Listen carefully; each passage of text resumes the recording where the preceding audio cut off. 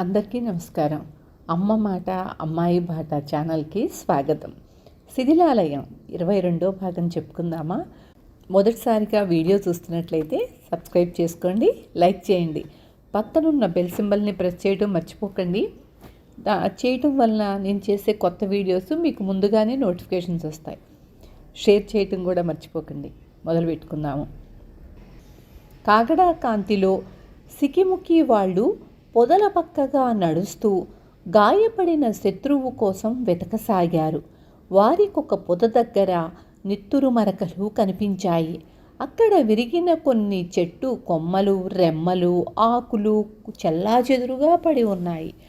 కేసరి, వాడు నీ బాణం దెబ్బతిన్నది ఈ పొద దగ్గరే, కానీ ఎలాగో ఇక్కడి నుంచి పారిపోగలిగాడు. తెల్లవార వస్తున్నది. ఇంకా ఇక్కడ కాలయాపన చెయ్యటం ఎందుకు?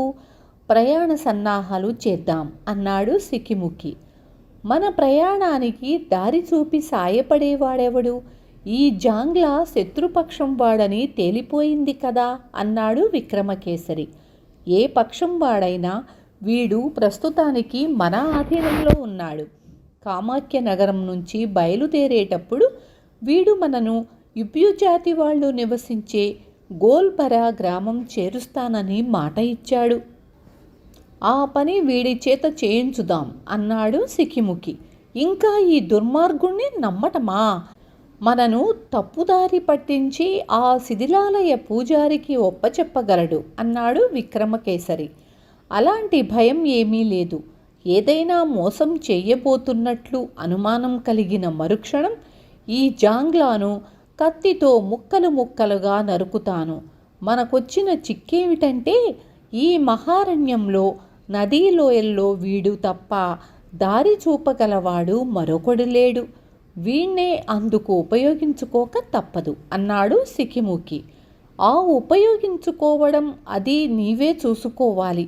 నేను మాత్రం ఈ జాంగ్లాను ఒక్క క్షణం కూడా నమ్మలేను అన్నాడు విక్రమకేసరి.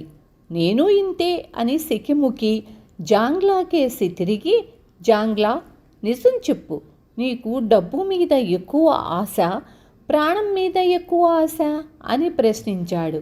జాంగ్లా ఓ క్షణకాలం తటపటాయించి తరువాత చిన్న గొంతుతో, సికిదొర, నాకు రెండిటి మీద సమానమైన ఆశే ఉంది.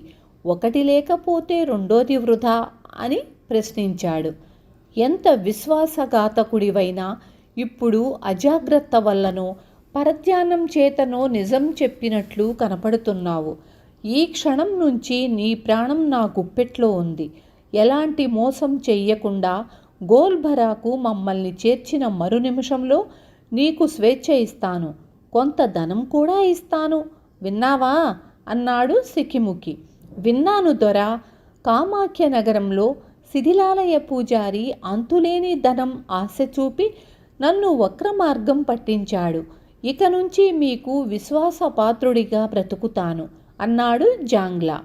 సికిముకి తల ఊపి జాంగ్లాను ముందుకు నడవమని విక్రమకేసరితో రాత్రి తాము బస చేసిన చెట్టు దగ్గరకు బయలుదేరాడు. వాళ్ళు ఆ చెట్టు దగ్గరకు వచ్చేసరికి అజితుడు, వీరభద్రుడు ఎర్రగండుతో వినోదంగా ఆడుకుంటున్నారు. సికిముకిని చూస్తూనే కుక్క అతడి దగ్గరకు పరిగెత్తుకు వచ్చింది. సికిముకి ఎర్రగండు తల నిమురుతూ, మత్తుమందు దెబ్బ నుంచి ఇప్పటికీ కోలుకోన్నావన్న మాట. ఇదిగో ఆ మందు ప్రయోగించిన వాణ్ణి ఓ కంట కనిపెట్టి ఉండు. పారిపోవాలని చూస్తే మమ్మల్ని హెచ్చరించనవసరం లేదు. కంఠం కొరికి నెత్తురు తాగు అన్నాడు జాంగ్లాను చూపుతూ. ఎర్రగండు జాంగ్లాను చూస్తూ చిన్నగా మురిగింది. జాంగ్లా వెలవెలపోతూ, నేనిక నుంచి తమకు విశ్వాసపాత్రుడైన సేవకుణ్ణి దొర అన్నాడు.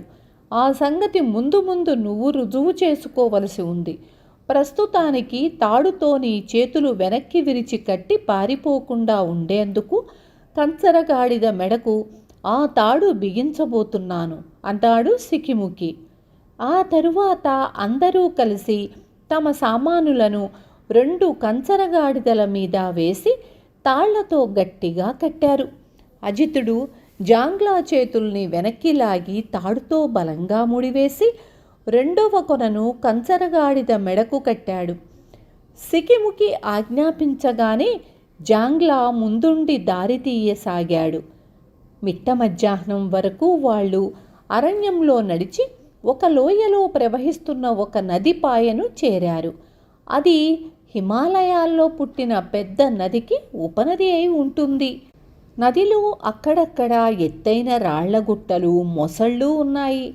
సికిముకి ఆ మొసళ్లకేసి వింతగా చూస్తూ, కేసరి, మనం బహుశా ఈ నది దాటవలసి ఉంటుందనుకుంటాను.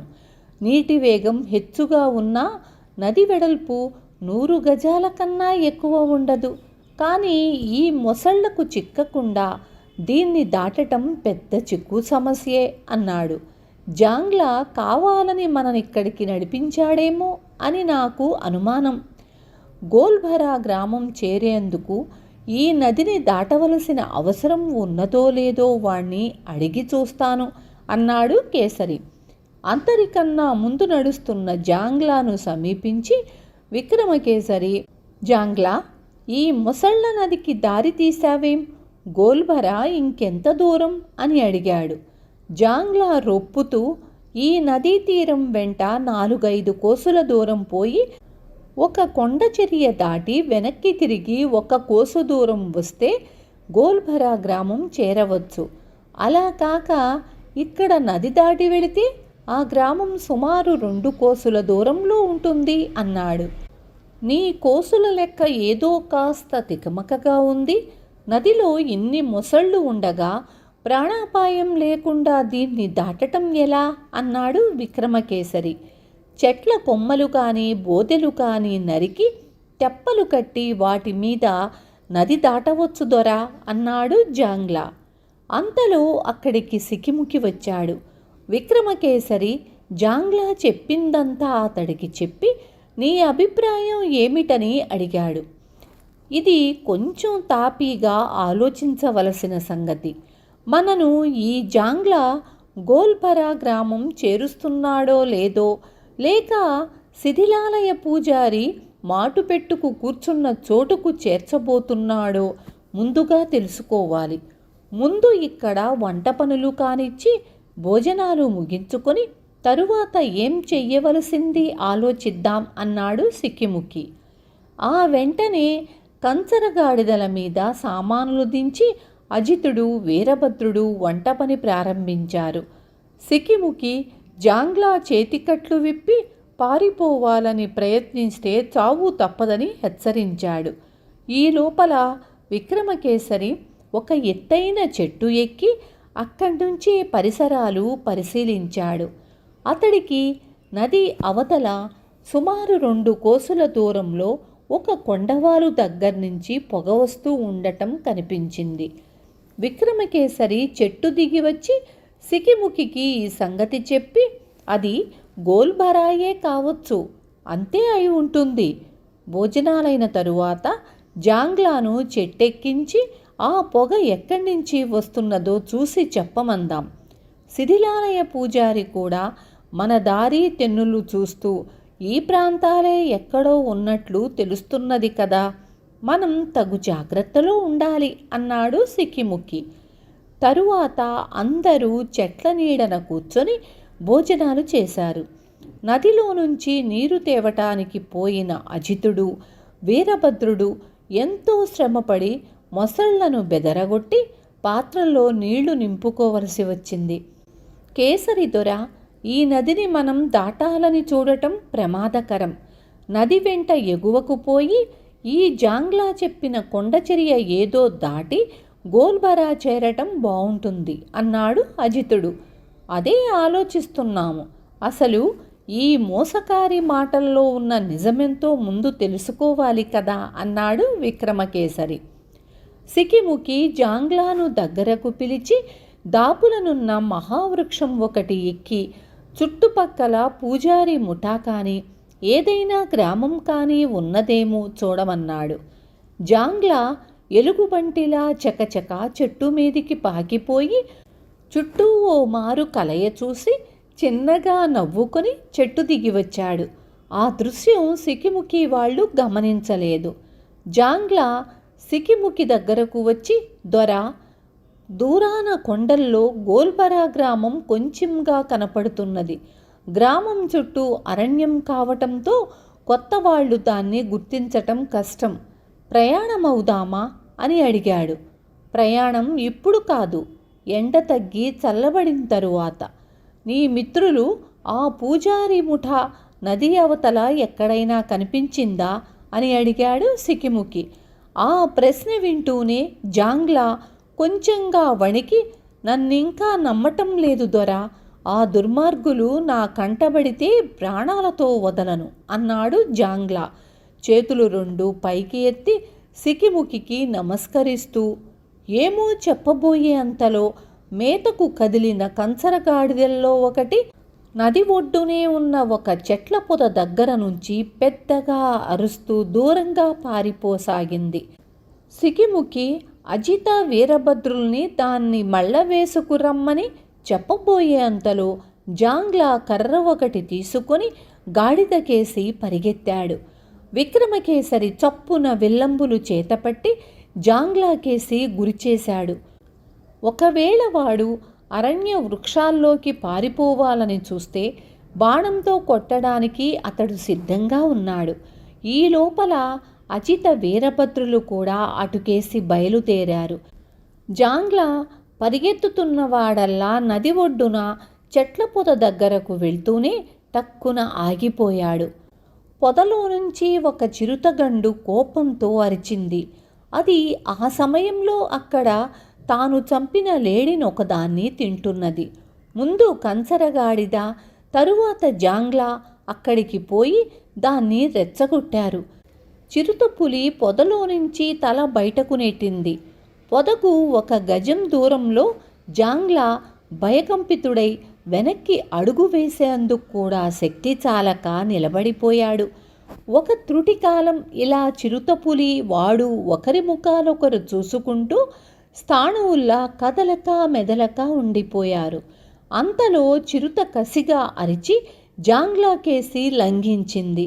జాంగ్లా చావు ఎలాగూ తప్పదనుకొని కర్రతో బలంగా చిరుత తల మీద కొట్టాడు. కానీ చిరుత బలం ముందు, వేగం ముందు అతడి శక్తి కొరగానిదైపోయింది. చిరుతపులి తన గొంతు పట్టుకోకుండా జాంగ్లా దాని మెడ మీద బలంగా ముష్టిఘాతాలివ్వసాగాడు. అది కాళ్లతో వాడి నడుం పట్టుకొని విదిలించింది. చిరుత, జాంగ్లా కూడా ఒకళ్ళనొకళ్ళు బలంగా పట్టుకొని ఉండటంతో ఆ ఊపుకు పల్లంగా ఉన్న నదిలోకి దొర్లుకుంటూ పోయి ప్రవాహంలో పడ్డారు. ప్రవాహంలో పడినా ఒకళ్ళనొకళ్ళు వదలకుండా సంఘర్షిస్తున్న చిరుత మనిషి మీదకు 10-12 మొసళ్ళు అన్ని వైపుల నుండి వేగంగా వచ్చి పడ్డాయి. క్షణాల మీద జరిగిపోయిన ఈ ఘోరం చూసి సికిముకి నిశ్చేష్టుడైపోయాడు. కానీ విక్రమకేసరి మొసళ్ళకేసి బాణం తరువాత బాణం కొట్టసాగాడు. పోరాడుతూ ప్రవాహం వెంట కొట్టుకుపోతున్న చిరుతపులి జాంగ్లాలకేసి నది అవతలి ఒడ్డుననున్న చెట్లలో నుంచి బాణాలు రివ్వుమంటూ రాసాగాయి. అక్కడెవరో దాగి ఉండి జాంగ్లాకు తగలకుండా గురిగా చిరుతపులి మీదకు బాణాలు వదులుతున్నారు. విన్నారు కదా? తరువాయి భాగం రేపు చెప్పుకుందాము.